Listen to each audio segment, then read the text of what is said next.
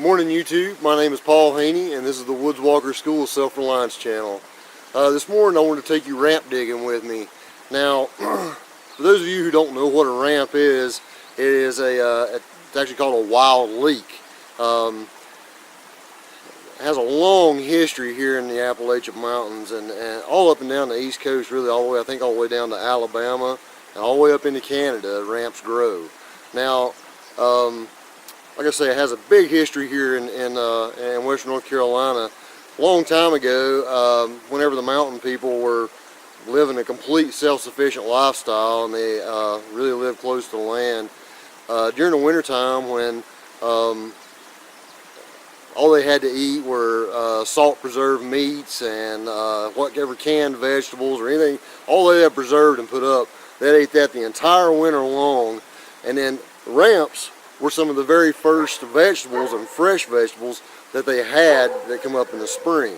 So they were really happy to see the ramps come up. And it was considered like a tonic, like a spring tonic. It's kind of a blood purifier and kidney purifier, which after eating all that salt and smoke cured meats all through the winter was something they really needed. So it's a very good pot herb also, and it's still widely used, and it's always looked forward to, and it's always celebrated, especially here in Western North Carolina. We actually have a festival in Waynesville, in Haywood County in Waynesville, North Carolina, which celebrates the ramp, and it's the Ramp Festival. It's held every year around this time, and it usually draws, 3,000 to 4,000 people every year to come and sample ramps and different kind of foods made with ramps. So this morning I'm going to take you up the mountain right up here, and we're going to go to a little ramp bed, a little small ramp bed. Some of these ramp beds get huge, but this is a very small one, and I'm going to show you how to identify ramps. A lot of people think of them as the wild onions that are growing in their front yard. Not at all the same type of vegetable. It's completely different, really. And I'm going to show you how to identify those and show you how to dig these properly without depleting your ramp bed, because that's very easy to do also, is to completely wipe out your ramp bed. So I'm going to get up the mountain here, and I'll take you along with me. So, this is a little small ramp bed, and I wanted to show you the difference in color. There's a drastic contrast in color, really. The ramps, sorry I was shaking around, I'm trying to hold on to it. The ramps are kind of a lighter green. They're usually on the north face of a mountain, and they're a lighter green than most of the foliage around them. If you look up around it, you'll see a lot of rhododendron. See how much darker those rhododendron leaves are than the ramp leaves are? That makes it very, very easy to spot out some ramps on the side of a mountain. We'll look right on, there's another little bed. It's like right up here in this corner, in this right hand corner, little tiny bed of ramps. Big clump of them actually. But they're very, very easy to spot and pick out on the side of the mountain because of their light color. And they have some nice broad leaves, and I'm going to get you in a little closer right now and we'll take another look at them. Alright, so this is the plant we're talking about. You can see the broad leaf it has on it. Now the wild onions that grow in your yard, they have a cylindrical spike just like the onions that you'd find in your garden. These have a broad leaf, and usually there's only like 2 or 3 leaves to a plant, and then later on in the fall there'll be a flower spike that comes up through the middle of those leaves, and it'll eventually seed, and that's how the ramps spread, is through those seed pods.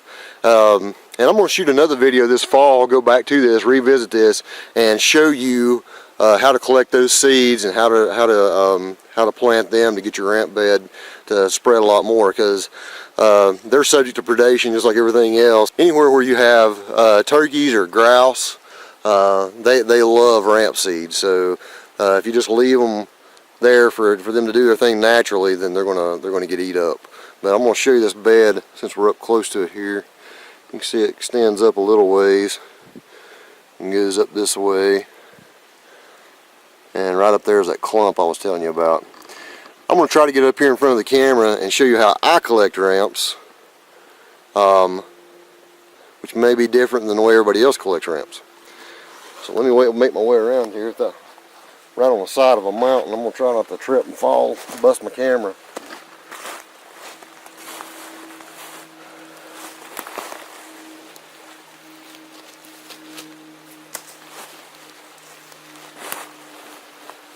So now the way that I pick ramps is kind of the way that the Native Americans talk about picking ramps. They always say, leave one for the species of plant, leave another one for the other animals, and leave another one for future generations. So basically skip 3 and then go to the next one and select it. Now the other thing that I do, most people just take and pull a ramp up out of the ground. And you can do that, you can pull your ramps up out of the ground, but when you do that, you pull the rootlets and everything up with it, and once you pull those rootlets up, that ramp never comes back. It's gone. It'll never be back. And in places, some parts of Canada, the ramp is considered an endangered species because of over-harvesting. So I'm going to show you a way which you can harvest ramps, and they come back year after year if you do it this way. And all you got to do is just put your fingers and go down to where the bulb. I'll admit this takes a little longer than just going and jerking it up out of the ground, but it ensures that you have ramps always coming back year after year. But you take your fingers, slide them all the way down to where you feel the bottom of the ramp, cut it off, and leave the ramp bulb in the ground. Or excuse me, leave the rootlets in the ground. Leave them in the ground and just pull the top of it off. Do the same thing with the next one.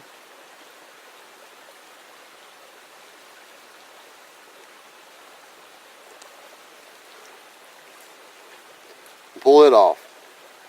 Now, very few people actually use the rootlets anyway. They just use basically the bottom of the ramp bulb.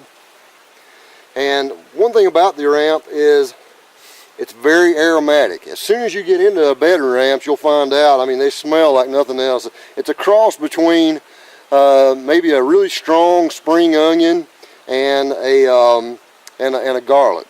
I think it's more towards the garlic side. Some people think it's more towards the onion side. In my opinion, it's more towards the garlic side. But they're great raw. Eat them raw. I love to cook them up. I'm going to collect a few, and after I get a couple of them collected up, I'm going to take you back to the house and we're going to cook some of these up.